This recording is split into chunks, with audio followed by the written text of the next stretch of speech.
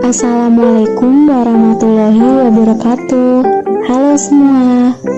Perkenalkan, nama saya Enrique Felicia Yemima, NIM 19050966060. Baik, di sini saya akan menjelaskan tentang aliran behavioristik yang dimana saya ambil dari Ivan Pavlov, yaitu tentang classical conditioning atau teori pengkondisian klasik. Selamat menyaksikan. Di sini saya akan menjelaskan secara singkat mengenai siapa sih itu Ivan Pavlov. Jadi Ivan Pavlov ini lahir pada 14 September 1849 di Ryazan, Rusia, yaitu desa tempat ayahnya yang bernama Peter Pavlov yang menjadi seorang pendeta dan ibunya seorang ibu rumah tangga. Ia dididik di sekolah gereja dan melanjutkan ke seminari teologi. Pavlov lulus sebagai sarjana kedokteran dengan bidang dasar fisiologi pada tahun 1884. Ia menjadi direktur Departemen Fisiologi pada Institute of Experimental Medicine dan memulai penelitian mengenai fisiologi pencernaan. Selanjutnya, kita akan berganti pada teori Ivan Pavlov. Jadi, dalam teori Ivan Pavlov ini dijelaskan tentang classical conditioning, di mana classical conditioning ini ialah proses suatu stimulus atau rangsangan yang awalnya tidak memunculkan respon tertentu, tetapi diasosiasikan dengan stimulus kedua yang dapat memunculkan hasilnya. Stimulus ini pertama pun dapat memunculkan respon.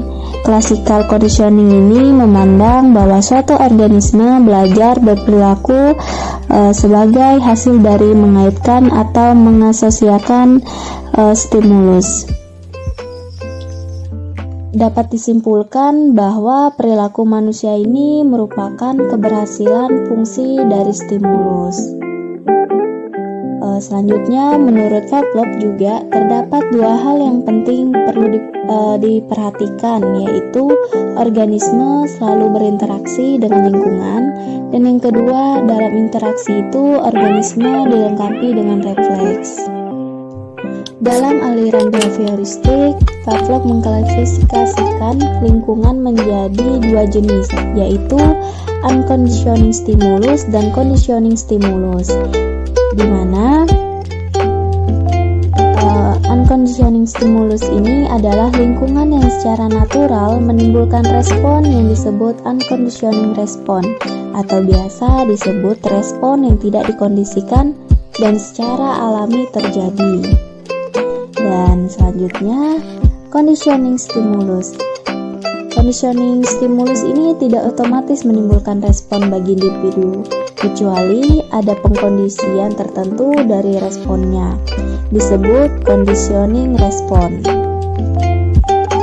Selanjutnya, di sini Pavlov melakukan eksperimen untuk melihat tentang uji cobanya terhadap perkembangan. Jadi dia melakukan eksperimen terhadap anjing. Yang pertama, di sini pada gambar tersebut dijelaskan tentang anjing mengeluarkan air liur apabila diperlihatkan makanan. Terus yang selanjutnya, air liur yang dikeluarkan oleh anjing merupakan suatu stimulus yang diasosiasikan dengan makanan. Dan juga di sini Pavlov juga menggunakan lonceng dahulu sebelum makanan diberikan dengan sendirinya.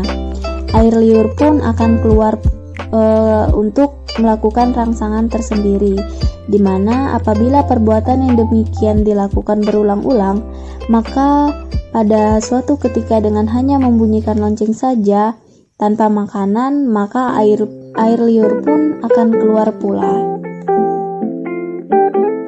Baik, dari contoh tersebut dapat kita ketahui bahwa dengan menerapkan strategi Pavlov, ternyata individu dapat dikendalikan melalui cara mengganti stimulus alami dengan stimulus yang tepat untuk mendapatkan pengulangan respon yang diinginkan, sementara individu tidak menyadari bahwa ia dikendalikan oleh stimulus yang berasal dari luar dirinya.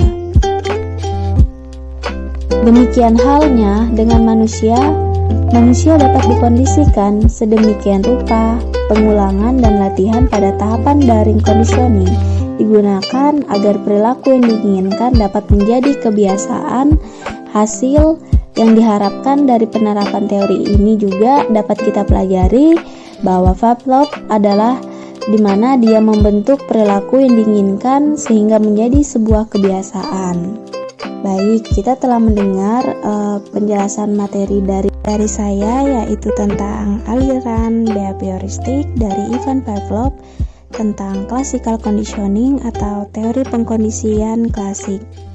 Terima kasih teman-teman yang telah menyaksikan video ini, semoga bermanfaat.